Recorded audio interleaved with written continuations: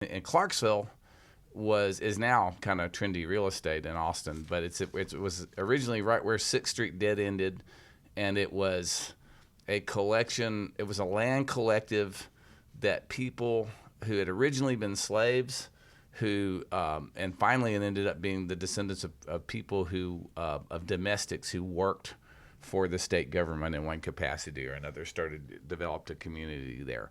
And so it was sort of a self-governing black community at the end of Sixth Street in Austin for years and years. And when Towns lived there, most of the dwellings there were trailers. When Towns lived there, and Towns he rented a trailer there. So that stuff was basically Towns was living there, and the filmmakers had come to Nashville and they'd filmed there first, and they broke a promise to Guy Clark, who I was playing bass for at the time. They wanted to film Guy playing a show, and I was playing bass for Guy, and there was he had a small band. His first record was just coming out.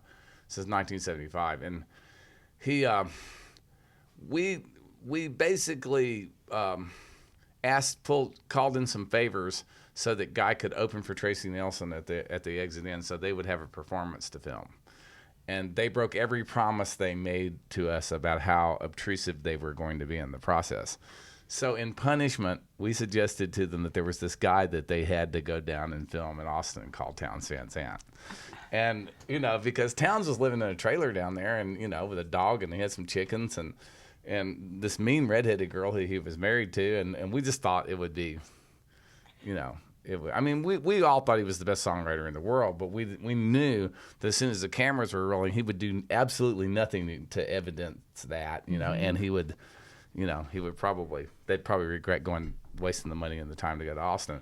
Well, the joke was on us because Townes stole the whole movie. He was the only person that, since it was a documentary, we all pretended to be aloof and the cameras weren't there. Townes played directly to the cameras the entire time and stole the entire movie. So there you go.